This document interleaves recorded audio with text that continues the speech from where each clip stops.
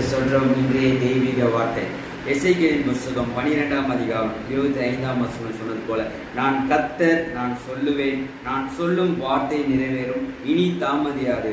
இந்த வார்த்தை கேட்டுக்கொண்டு அன்பான தேவ பிள்ளைகளை, கர்த்தர் உங்களை பார்த்து சொல்லுகிறார். உங்களுக்கு சொன்னப்பட்ட ஒவ்வொரு வாக்குத்தத்தங்களும் கர்த்தர் அது தாமதிக்காமல் கர்த்தர் இந்த மாதத்துல கர்த்தர் அதை நிறைவேற்றுவாராக. ஜெபிப்போமா? அன்புள்ள தகப்பனே, ஆசீர்வதிக்கப்பட்ட இந்த நல்ல நாளுக்கு நன்றி.